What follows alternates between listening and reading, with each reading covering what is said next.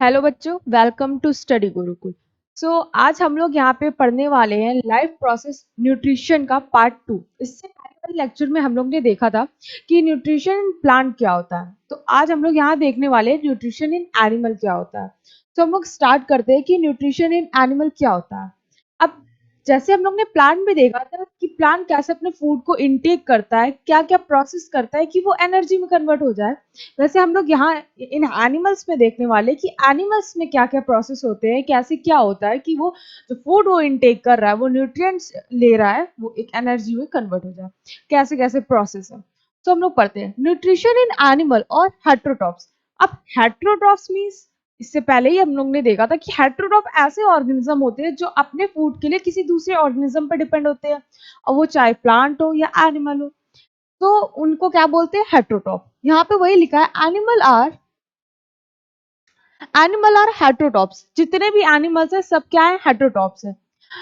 Hence they depend on the other organism for their food. वो दूसरे organism पे depend रहते हैं अपने फूड के लिए। अब वो क्या हो सकता है? प्लांट भी हो सकता है या एनिमल भी हो सकता है।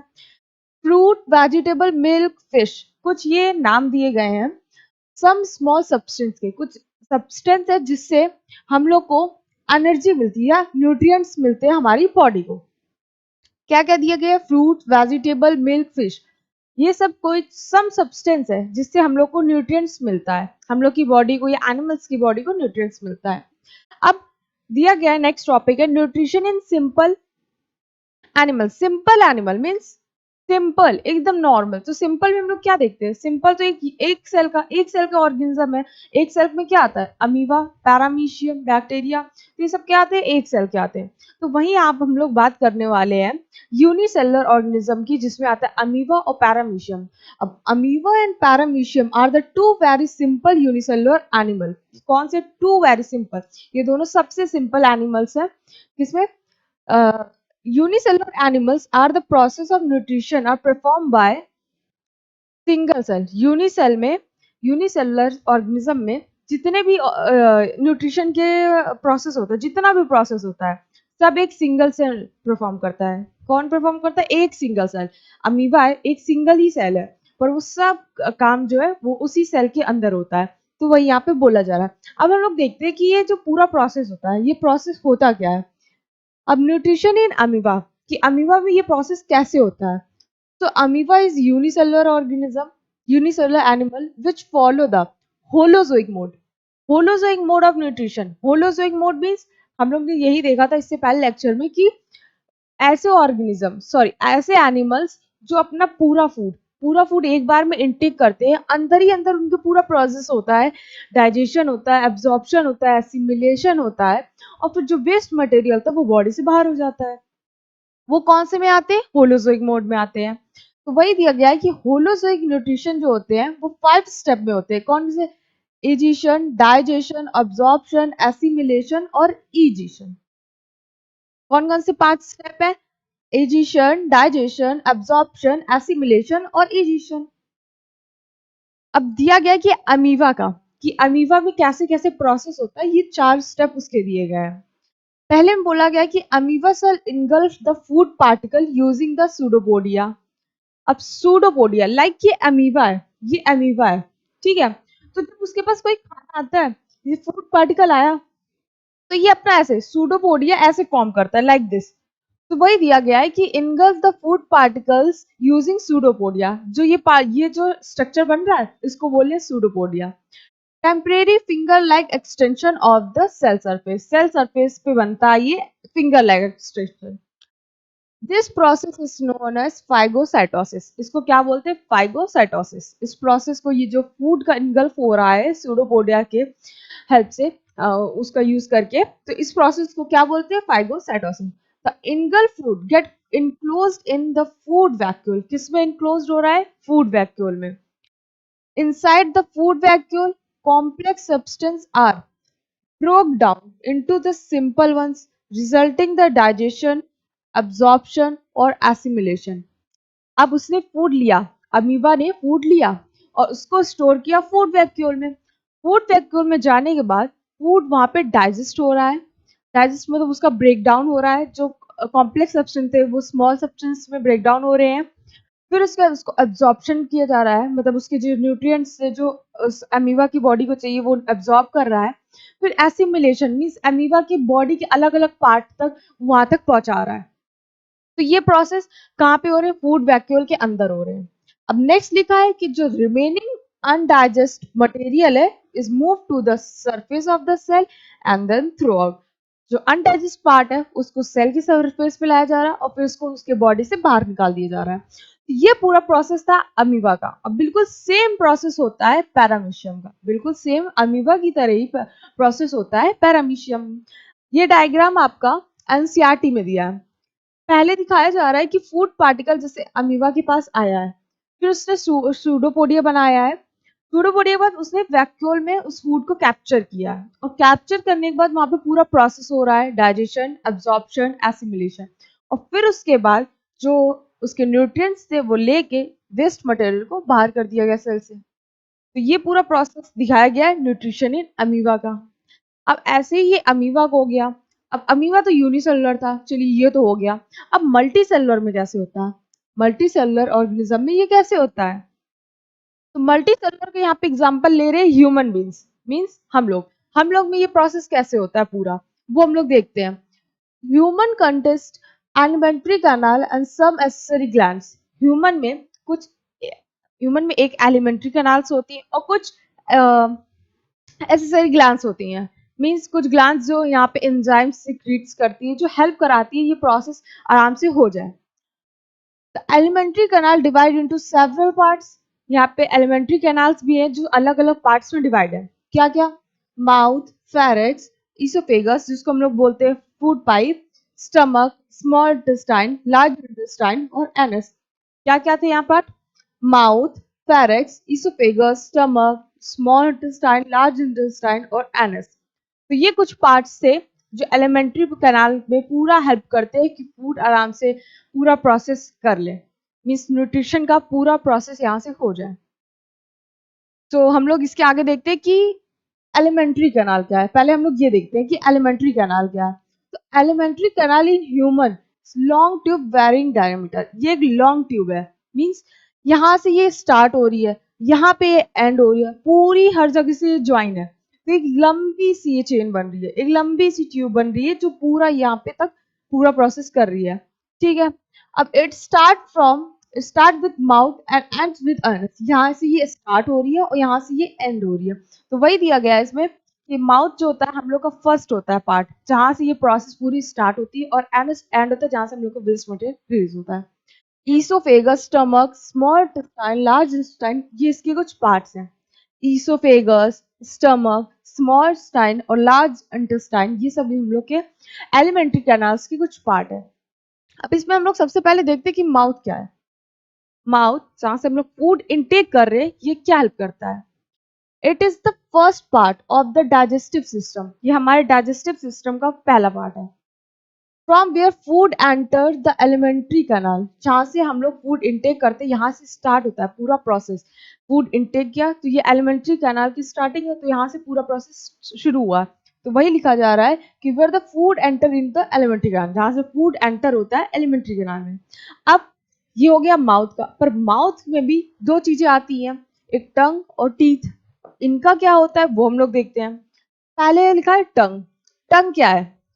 हम लोग कोई भी फूड खाते हैं, तो जब हम लोग कोई भी फूड लेते हैं वो कैसा है, स्वाद में कैसा है, सॉल्टी है, स्वीट है, शोर है। तो किसकी हेल्प से हम लोग ये पता कर सकते हैं? टंग की हेल्प से। तो वही इसके यहाँ पे एक पॉइंट बनेगा कि it's bear several taste word. जो टंग है वो हम लोग की अलग अलग टेस्ट वर्ड बियर करती है, मतलब उस पे प्रेजेंट होते हैं। नेक्स्ट, जो हम लोग मुंह में स्लाइवा आता है, जो स्लाइवा आता है फूड में मिक्स करने का भी कौन हेल्प करता है? यहाँ पे टंग।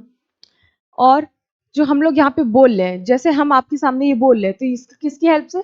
टंग की हेल्प से। तो ये कुछ पॉइंट से किसके? टंग के। क्या? It bear several taste buds और इट्स हेल्पफुल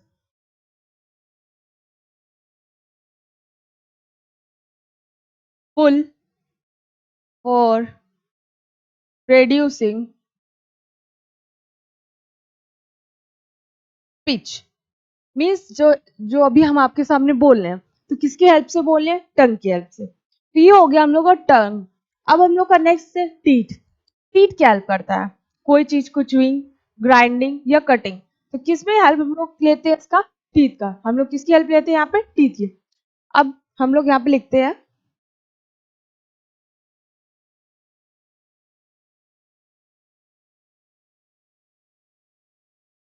च्यूइंग, ग्राइंडिंग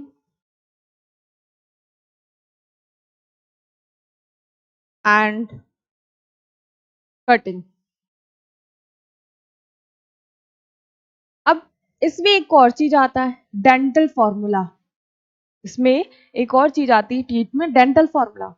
यहाँ पे डेंटल फॉर्मूला हम लोग दो लोग पढ़ेंगे, एक एडल्ट का और एक चाइल्ड का। अब एडल्ट है तो उनके पास लगभग सारे टीथ होते हैं। कोई इंसान है जो 30-35 साल का है तो उसके पास सारे दांत होंगे, और कोई बच्चा है जो 5-6 साल का है तो उसके पास कुछ दांत होंगे, थोड़े ही से होते हैं। तो वो हम लोग यहाँ पे आज देखने वाले हैं क्या होता है डेंटल फॉर्मूला।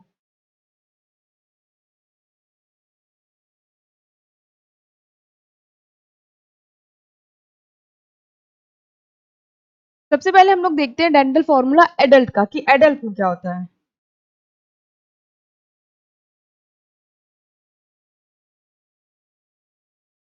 अब एडल्ट की बात करते हैं तो हम लोग को एक चीज तो पता है सबके पास incisors, canine, molars, premolars ये टीथ होते ही है। तो यहीं पे उसके हिसाब से हम लोग देखते हैं। जैसे एडल्ट में बात करते हैं तो यहाँ पे 2 incisors, 1 canine, 2 premolars and 3 molars। Incisors दो होते हैं, एडल्ट के पास इंसीजर्स दो होते हैं, कैनाइन एक होता है, प्री मोलर दो होते हैं एंड मोलर 3 होता है। तो ये हम लोग का बना डेंटल फॉर्मूला। ये अपर ज्वार के, ये लोअर ज्वार के, ठीक है। अब हम लोग यहाँ करते हैं इंटू टू इक्वल टू 32। आप इसको ऐड करके इंटू टू करेंगे तो यहाँ पे कितना आएगा? 32। तो ये हो गया एडल्ट का डेंटल फॉर्मूला। अब यहाँ पे हम लोग बात करते हैं कि चाइल्ड में डेंटल फॉर्मूला क्या होता है। तो चाइल्ड का हम लोग बात करते हैं।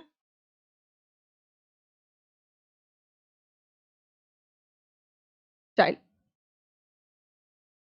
अब चाइल्ड है, बच्चा है, कोई 5 से 6 साल का बच्चा है। सो उसके पास कौन कौन से टीथ होंगे? इंसीजर्स होंगे, कैनाइन होंगे, प्री मोलर्स। यहाँ पे उसके पास प्री मोलर्स नहीं होंगे, और मोलर्स मोलर्स यहाँ पे होंगे। तो ये चाइल्ड का जो होता है 2 1 2, 2 1 2, ये होता है चाइल्ड का। अब चाइल्ड में 2 होते हैं इंसीजर्स, 1 कैनाइन, 2 मोलर्स। यहाँ पे इनके पास प्री मोलर्स जो होते हैं, प्री मोलर 0 होते हैं। तो ऐसे बनता है यहाँ पे चाइल्ड का फॉर्मूला, और ये होता है एडल्ट का डेंटल फॉर्मूला। तो ये हो गया हम लोग का टीथ के बारे में। अब इसके बाद हम लोग पढ़ते हैं फेरिक्स। कि फेरिक्स क्या है? यहाँ पे ये एक हम लोग के फनल टाइप का चैम्बर है जो हम लोग that lead to our stomach. तो ईसोफेगस क्या होता है? एक थिन लॉन्ग ट्यूब होती है जो हमारे फूड को स्टमक तक ले जाती है।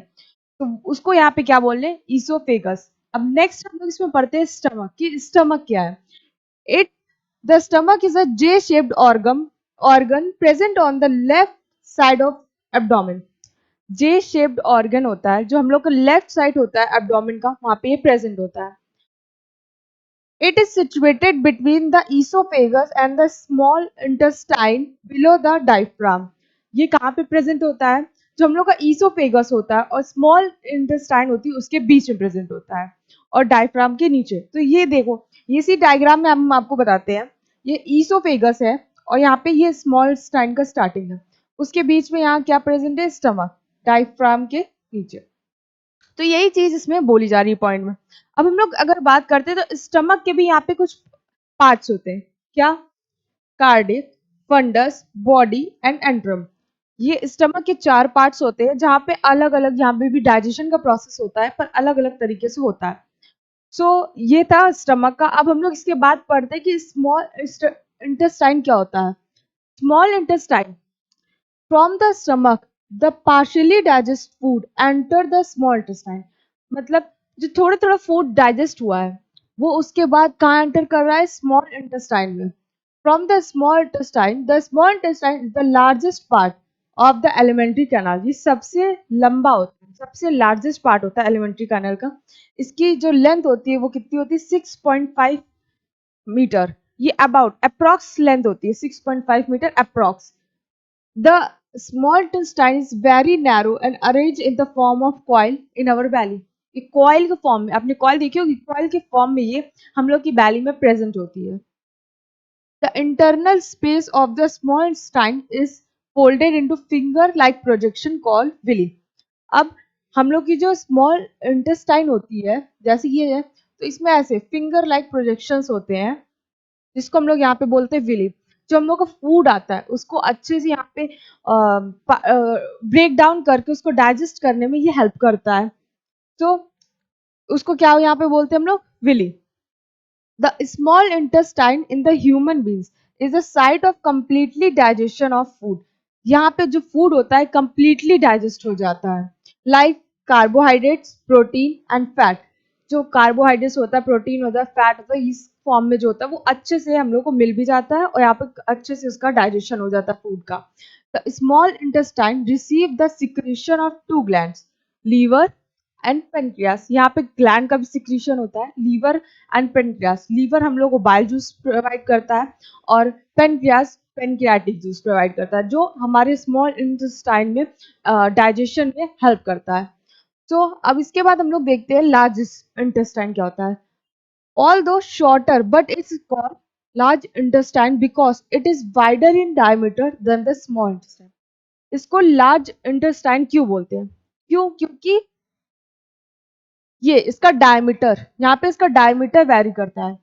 इसका जो डायमीटर होता है वो वैरी करता है और स्मॉल इंटेस्टाइन का जो डायमीटर होता है वो कम होता है. यहाँ पे लार्ज इंटेस्टाइन का जो डायमीटर वो ज्यादा होता है. तो यही जो डिफरेंस यहाँ पे बताया गया है कि इसका वाइडर डायमीटर होता है और ये ज्यादा बड़ी होती है, इसीलिए इसको स्मॉल इंटेस्टाइन से अगर कंपैरिजन करवाएं तो इसको लार्ज बोलते हैं. इसमें एक बोला जा रहा है appendix is the part of large intestine. जो अपेंडिस होता है यहाँ पे ये दिया जा रहा है, अपेंडिस, ये इसका एक पार्ट है. इसका कुछ काम नहीं होता है, इसका पार्ट है. कुछ लोग आगे चल के इसको ऑपरेशन करवा देते हैं, इसको निकलवा देते हैं. तो इसको क्या बोलते हैं, अपेंडिस. अब लास्ट है एनस. एनस क्या है, मतलब जो भी इतना अभी हम लोग ने फूड इनटेक किया, एब्जॉर्प्शन हुआ, डाइजेशन हुआ और एसिमिलेशन हुआ, उसके बाद जो वेस्ट मटेरियल बचा, जो फूड का वेस्ट मटेरियल बचा उसको बॉडी से बाहर निकालना. तो किसके थ्रू, एनएस के थ्रू. जितना वेस्ट मटेरियल है वो बॉडी से बाहर निकल जाता है. It is the end of the point of the alimentary canal. ये एंड होता है हमारे एलिमेंट्री कैनल का, ये एंड होता है which help to exit of waste material. क्या हेल्प करता है, जो भी वेस्ट मटेरियल बॉडी से बाहर निकाले. तो ये हम लोग का अभी हमने जितना बताया आपको कि एलिमेंट्री कैनाल्स के क्या क्या पार्ट होते हैं, उनके क्या क्या हेल्प, मतलब उनकी जो हेल्प पड़ती है हमारे फूड को पूरा प्रोसेस, न्यूट्रिशन के जो प्रोसेस में क्या क्या हेल्प पड़ती है, ये अभी हमने आपको पूरा बताया. अब नेक्स्ट है कि कुछ डाइजेस्टिव ग्लैंड, ऐसे डाइजेस्टिव ग्लैंड जो हम हमारा जितना अभी तक हमने प्रोसेस किया है फूड इनटेक का, फिर उसका नीचे डाइजेशन, एब्जॉर्प्शन, एसिमिलेशन, तो ये कुछ ग्लैंड्स हैं जो हर टाइम हर जगह यहाँ पे हेल्प करती रहती है फूड को ब्रेक डाउन होने में, फूड को मूवमेंट में. तो ये सब मतलब मूवमेंट क्या, उसको एब्जॉर्ब होने में या उसको डाइजेस्ट करने में, तो वो सब हम लोग देखते हैं. तो पहली यहाँ पे ग्लैंड है लाइब्रेरी ग्लैंड. जब लोग फूड इनटेक करते हैं तो सलाइवरी ग्लैंड सलाइवा एमाइलेज ये प्रोड्यूस करती है, जिससे हम लोग का सलाइवा प्रोड्यूस होता है. और फूड जो होता है, हम लोग के फूड में जो सलाइवा मिक्स होता है वो आराम से स्वेल हो जाए, मतलब नीचे तक इसोफेगस से स्टमक तक चल जाए with the help of salivary gland. दूसरी है लीवर.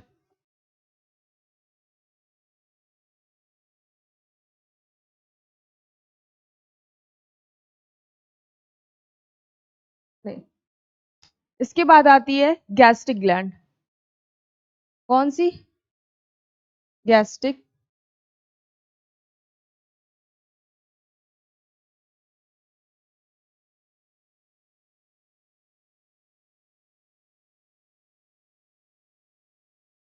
ये जब फूड हम लोग का स्टमक में पहुंचता है, जब फूड हम लोग का स्टमक में पहुंचता है, तो ये HCl और भी क्या एंजाइम्स रिलीज करती है, जो हमारे फूड को डाइजेस्ट में, हम लोग के फूड को ब्रेक डाउन होने में हेल्प करता है। इसके बाद आता है लीवर। अब लीवर और पेनक्रियास, लीवर और पेनक्रियास, ये दोनों हम लोग के बॉडी में कब एंजाइम रिलीज करती है, जब फूड हम लोग का इंटेस्टाइनल में होता है, सॉरी इंटेस्टाइन में होता है, स्मॉल इंटेस्टाइन में होता है, तो ये दो ग्लैंड हम लोग का हेल्प करती है और एंजाइम रिलीज करके उसको एब्जॉर्ब करने में, फूड को, और डाइजेस्ट करने में। अब इसमें एक और होती है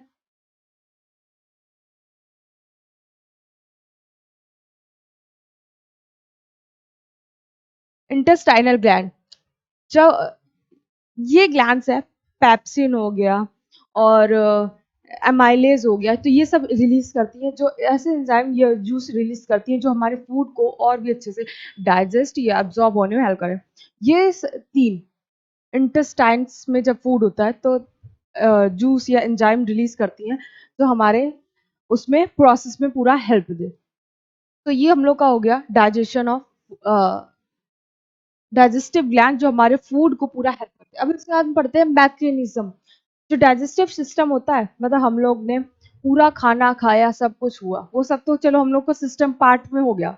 अब ये प्रोसेस क्या होता है, ये प्रोसेस जो होता है वो क्या क्या होता है, जैसे the food we eat contain various component like carbohydrates, protein, fat, vitamin, mineral. Various step involve in digestion of this nutrients. Means हम लोग जो फूड खाया है वो सब तो उन सब के पास ये सब चीजें हैं, क्या क्या, कार्बोहाइड्रेट है, प्रोटीन है, फैट है, विटामिन, मिनरल है। अब कैसे कैसे वो हो रहा है, मीन्स कैसे उसका एब्जॉर्प्शन हो रहा है, कैसे डाइजेशन हो रहा है, कैसे क्या क्या हो रहा है, वो हम लोग इसमें पढ़ते हैं। इसमें पहले जैसे आता है इंजेशन। इंजेशन मीन्स फूड का इनटेक, फूड जो हम लोग ने लिया है उसका intake. In this process intake of food by the mouth, food जो हम लोग लेते हैं माउथ से, आई I मीन हम लोग जैसे फूड का इनटेक कर रहे हैं तो उस इसमें ये प्रोसेस आएगा। उसके बाद the food is moistured by saliva, saliva से वो उसको मॉइस्चर कर रहे हैं। उसके बाद बिफोर सेलोइंग, निगलने से पहले जो हम लोग का फूड है स्लाइवा से मिक्स हो रहा है, और मैस्टिकेशन बाय टीथ, और टीथ से उसको छोटे छोटे पार्ट में हम लोग डिस्ट्रीब्यूट कर रहे हैं। वो क्रॉस प्रोसेस किस में आएगा, इंजेशन में, किसमें आएगा, इंजेशन। अब इसके बाद नेक्स्ट प्रोसेस में डाइजेशन। डाइजेशन क्या है, the process of breaking down the large organic molecules like carbohydrates into the small molecules like simple sugar. Digestion में जो भी बड़े बड़े कॉम्प्लेक्स सब्सटेंस है, सबको छोटे छोटे कॉम्प्लेक्स सब्सटेंस में डिस्ट्रीब्यूट करना, उसको क्या बोलते हैं, डाइजेशन। अब है एब्जॉर्प्शन, मीन्स जो फूड हम लोग ने डाइजेस्ट किया है बेबी, उसको, उससे न्यूट्रिएंट्स एब्जॉर्ब करना, उससे जो न्यूट्रिएंट्स मिल रहा है उसको एब्जॉर्ब करना, तो ये किस प्रोसेस में आएगा, एब्जॉर्प्शन में। The process by which digest food passed from the alimentary canal into the blood. All the digestive food is taken up by the wall of instant which has numerous really and lactals. देखिए, इस line में ये बोला गया है कि जो हम लोग ने भी डाइजेस्ट फूड गया है उसको ब्लड ने अब्जॉर्ब किया, ब्लड में अब्जॉर्ब करना या और चीजों में, टिश्यू में, सेल में अब्जॉर्ब करना, तो वो किस में आ रहा है, अब्जॉर्प्शन में, किस में आ रहा है, अब्जॉर्प्शन में। लैक्टेल्स यहाँ पे दिया गया है जो हेल्प करते हैं न्यूट्रिएंट्स को एब्जॉर्ब करने में, न्यूट्रिएंट्स को एब्जॉर्ब करने में। अब इसके बाद आता है एसिमिलेशन। अब एसिमिलेशन क्या है, हम लोग ने फूड इनटेक किया, वो डाइजेस्ट हुआ, एब्जॉर्ब हुआ।